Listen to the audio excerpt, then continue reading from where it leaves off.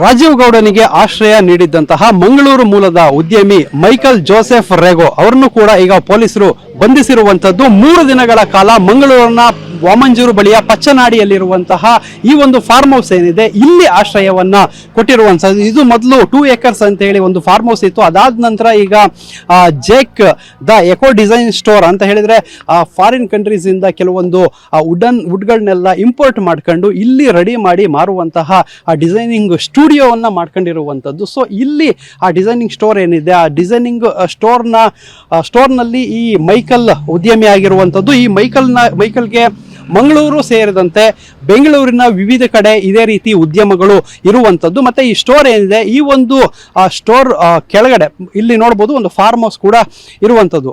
ಇದೇ ಫಾರ್ಮ್ ಹೌಸ್ನಲ್ಲಿ ಮೈಕಲ್ ಈ ಒಂದು ರಾಜೀವ್ ಗೌಡನಿಗೆ ಆಶ್ರಯ ನೀಡಿದ್ದಂಥದ್ದು. 3 ದಿನಗಳ ಕಾಲ ಏನು ರಾಜೀವ್ ಗೌಡ ಇಲ್ಲೇ ಇದ್ದಿದ್ದಂಥದ್ದು. ಗುಂಡು ತುಂಡಿನ ಪಾರ್ಟಿಯನ್ನು ಕೂಡ ಈ ಒಂದು ಸ್ಥಳದಲ್ಲೇ ಮಾಡಿರುವಂಥದ್ದು. ಅಂದರೆ ಇದು ಪ್ರೈವೇಟ್ ಫಾರ್ಮ್ ಹೌಸ್ ಆಗಿರುವಂಥದ್ದು. ಸೊ ಇಲ್ಲಿ ಸಾಕಷ್ಟು ವಿಸ್ತೀರ್ಣವಾದ ಜಾಗ ಏನಿದೆ, ಇಲ್ಲಿ ಈ ಒಂದು ಪ್ರದೇಶದಲ್ಲಿ ಕೆಲಸಗಾರರನ್ನು ಬಿಟ್ಟರೆ ಬೇರೆ ಯಾರೂ ಕೂಡ ಬರೋದಿಲ್ಲ. ಮತ್ತು ಇಲ್ಲಿ ಇನ್ನೊಂದು ಅಬ್ಸರ್ವ್ ಮಾಡ್ಬೋದು, ಇಲ್ಲಿ ಇಷ್ಟೆಲ್ಲ ಬಿಲ್ಡಿಂಗ್ಗಳಿದ್ರು ಎಲ್ಲೂ ಕೂಡ CC ಕ್ಯಾಮ್ರಾಗಳಿಲ್ಲ.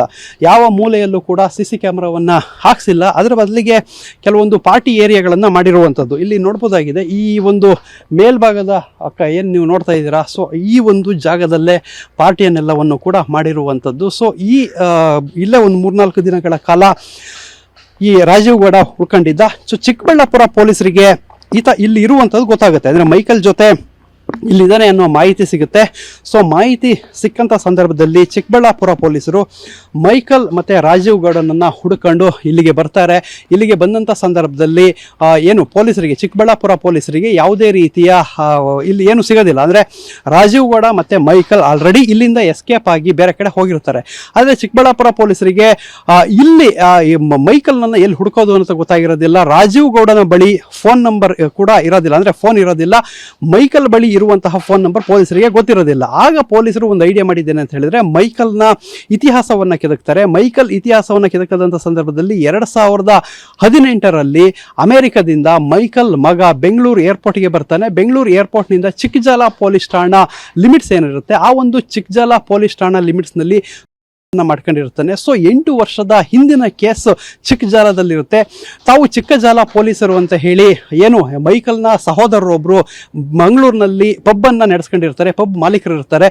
ಸೊ ಅವರಿಗೆ ಕರೆ ಮಾಡ್ತಾರೆ, ನಾವು ಈ ರೀತಿ ಮೈಕಲ್ನ ಸಂಪರ್ಕ ಮಾಡಲಿಕ್ಕೆ ಟ್ರೈ ಮಾಡ್ತಾ ಇದ್ದೀವಿ, ಸೊ ಅವರ ಮಗನ ಕೇಸ್ಗೆ ಸಂಬಂಧಪಟ್ಟಂತೆ ಮಾತಾಡಬೇಕು ಅಂತ ಹೇಳ್ತಾರೆ. ಸೊ ಆ ಸಂದರ್ಭದಲ್ಲಿ ಅವರ ನಂಬರ್ ಬೇಕು, ಅಂದರೆ ಮೈಕಲ್ನ ನಂಬರ್ ಬೇಕು. ಸೊ ಅವನ ಫೋನ್ ನಂಬರ್ ಸಿಗ್ತಾ ಇಲ್ಲ ಅಂತ ಕೇಳ್ತಾರೆ. ಆಗ ಸೊ ಅವರ ಮಗನ ವಿಚಾರವಾಗಿ ಮಾತಾಡಲಿಕ್ಕೆ ಪೊಲೀಸರು ಕರೆ ಮಾಡಿದ್ದಾರೆ ಅಂತ ಹೇಳಿ ಮೈಕಲ್ನ ಸಹೋದರ ಸಂಬಂಧಿ ಮೈಕಲ್ನ ಫೋನ್ ನಂಬರನ್ನು ಕೊಡ್ತಾರೆ. ಆ ಫೋನ್ ನಂಬರ್ ಆನ್ ಇರುತ್ತೆ. ಅದನ್ನ ಟ್ರೇಸ್ ಮಾಡಿಕೊಂಡು ಕೇರಳಕ್ಕೆ ಹೋಗ್ತಾರೆ. ಕೇರಳದ ತಿರುವನಂತಪುರಂನ ಮಣಪುರಂನಲ್ಲಿ ಆ ಒಂದು ಕೇಸ್, ಆ ಒಂದು ಮೊಬೈಲ್ ಟ್ರೇಸ್ ಆಗುತ್ತೆ. ಅಲ್ಲಿಗೆ ಹೋಗಿ ನೋಡಿದಂಥ ಸಂದರ್ಭದಲ್ಲಿ ರಾಜೀವ್ ಗೌಡ ಮತ್ತೆ ಮೈಕಲ್ ಅಲ್ಲಿ ಇರ್ತಾರೆ. ಸೊ ಅವರಿಬ್ಬರನ್ನು ಕೂಡ ಚಿಕ್ಕಬಳ್ಳಾಪುರ ಪೊಲೀಸರು ಅಲ್ಲಿ ಬಂಧಿಸ್ತಾರೆ. ಕ್ಯಾಮರಾಮನ್ ರಾಜೇಶ್ ಜೊತೆ ಪೃಥ್ವಿರಾಜ್ ಬೊಮ್ಮನಕೆರೆ, TV9 ಮಂಗಳೂರು.